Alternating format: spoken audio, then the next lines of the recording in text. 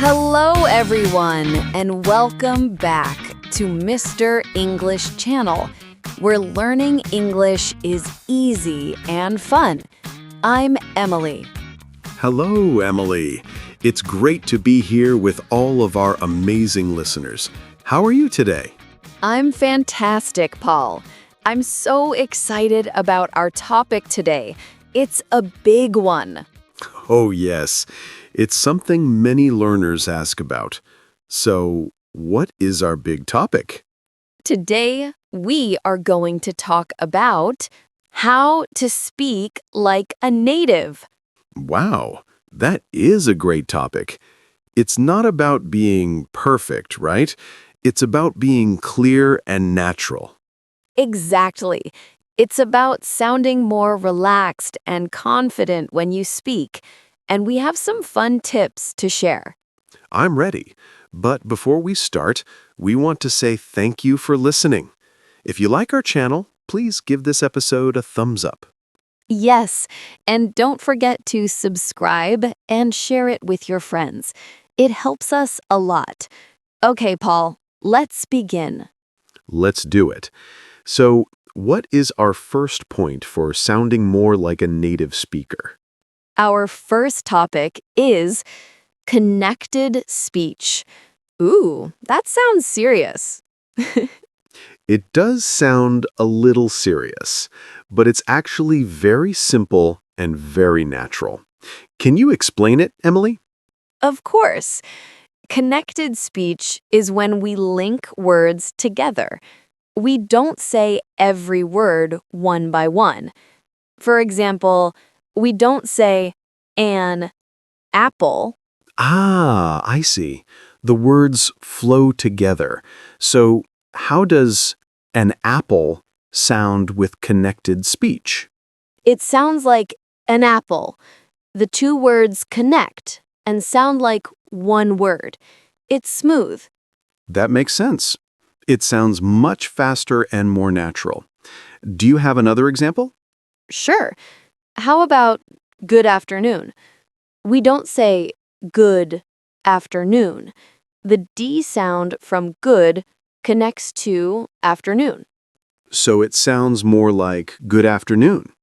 Yes, exactly. It makes the conversation flow. It's a small change, but it makes a big difference. That's a great tip. So listen for how words connect. Cool. What's next on our list? Next up, we have reductions and contractions. This one is super common. Reductions. Does that mean we make words smaller? That's a perfect way to say it. We make some words shorter to speak faster. For example, going to. Oh, I know this one. Many people say gonna, like I'm gonna go to the store. You got it. Gonna is a reduction of going to. It's very common in informal spoken English. And want to becomes wanna, like I wanna learn English. Yes, you are on a roll, Paul. That's another great one. It's all about making speech easier and faster. What about contractions? Are they different? They are very similar. Contractions are when we combine two words, often with an apostrophe. Like I am becomes I'm. Or you are becomes your. And he is becomes he's. Good job. And we also have negative contractions. Do not becomes don't. Is not becomes isn't. This is so helpful. Using contractions like I'm and don't will make our listeners sound much more natural right away. It really will. It's a key part of daily conversation. Okay, ready for our third tip? I am ready. What is it? It is stress and emphasis. This is about which words we say with more energy. Ah, so not all words are equal. Some words are more important in a sentence. That's right. We stress the important words to give our sentence meaning. For example, if I say, I love this podcast, the stress is on I. So the meaning is that you love the podcast, maybe someone else does not. Exactly. Now, what if I say, I love this podcast? Now the stress is on love. So you are saying you really, really love it. You feel it strongly. Perfect. And one more. I love this podcast. Now you mean you love this specific podcast, not another one. Wow, it's the same sentence, but the meaning changes. Isn't that cool? So, paying attention to which words native speakers make louder or stress is very important for understanding and for speaking. It's like the music of the language.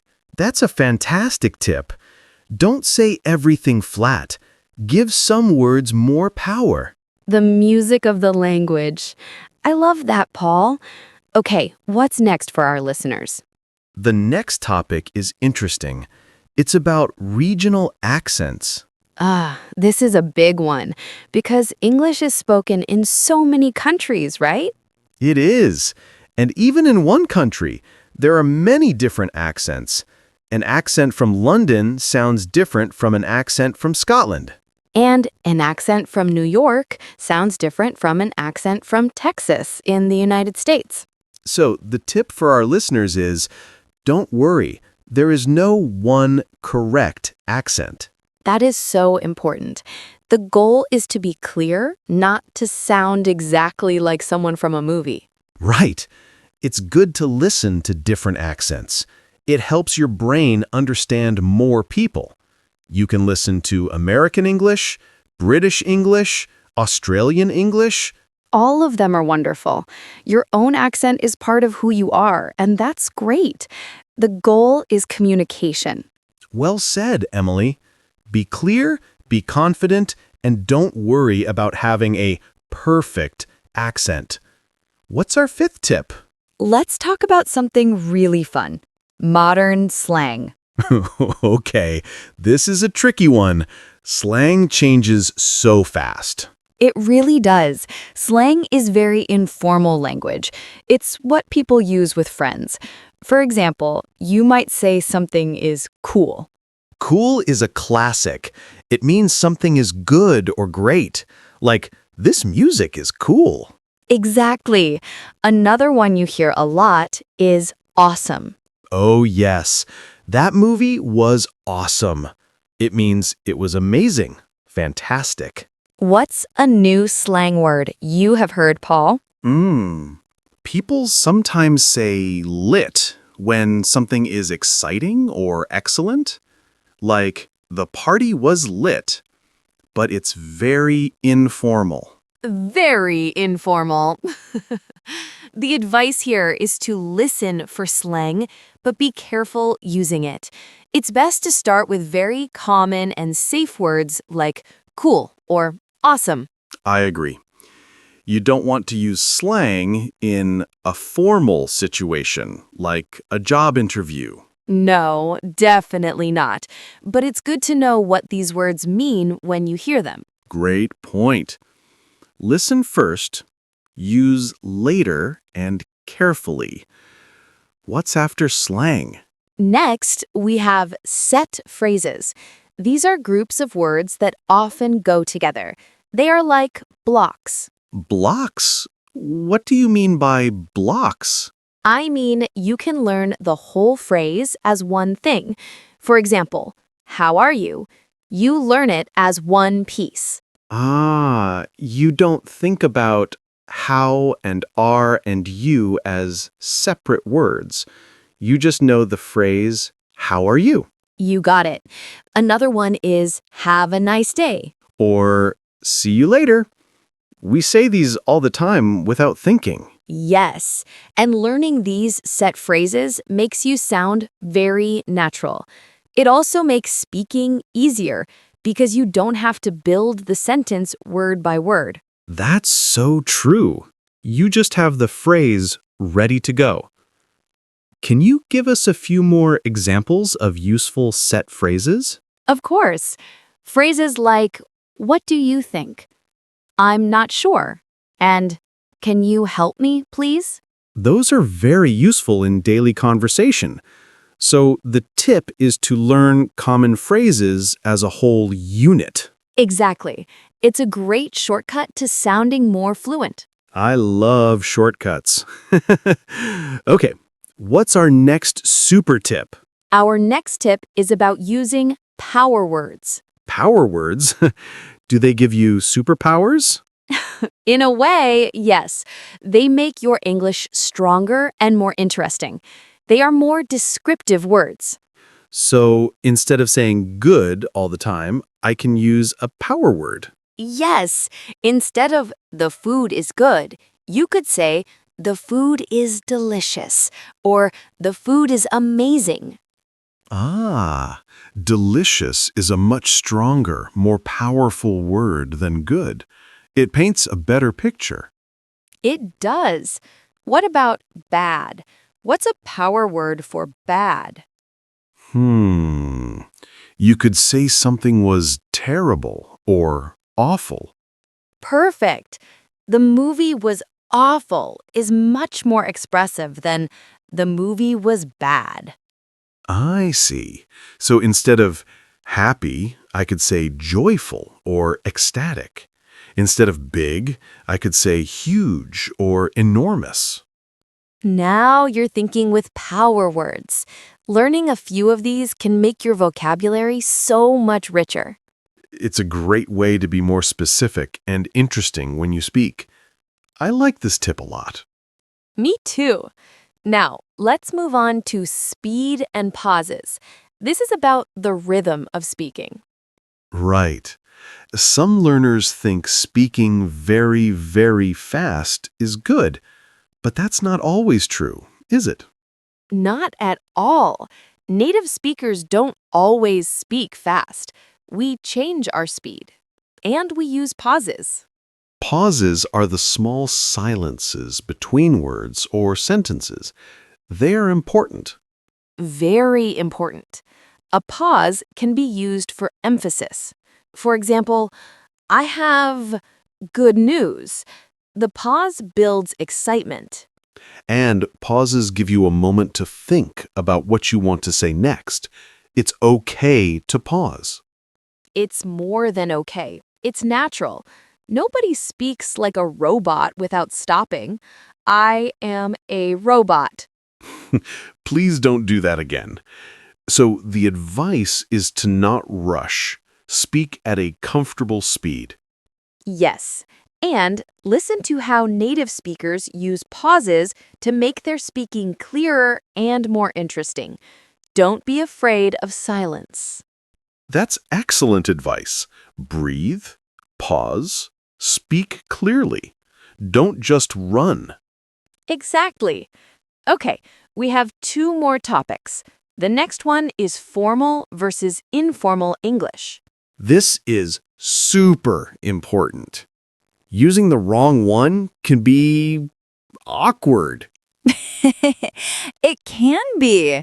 So, informal English is what you use with friends and family. This is where we use slang and contractions. Like, hey, what's up? Want to grab a coffee? That's perfectly informal. But you would not say that to your new boss in a big company. Definitely not. So what would formal English sound like? Formal English is more polite and uses full words. You might say, "Good morning. How are you today?" Would you be available for a meeting? I see.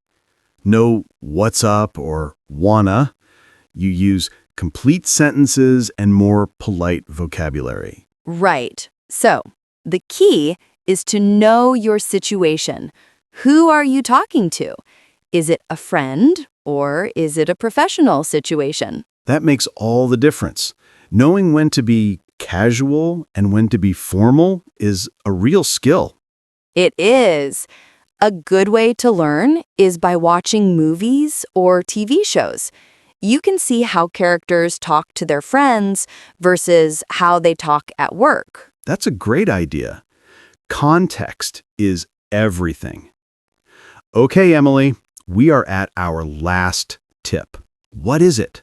Our final point today is about having natural reactions. Natural reactions?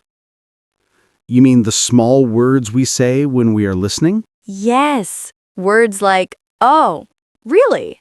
Wow, I see. And, uh-huh. These show the other person that you are listening and you are interested. It makes the conversation feel alive. It really does. Imagine if I tell you, I bought a new car, and you just stay silent. That would be so strange. I would probably say, wow, that's amazing. Or, oh, really? What kind? Exactly. Those are natural reactions. They are a big part of a real conversation. So when you're listening to someone, it's good to make these small sounds and ask small questions. Yes, it shows you are engaged.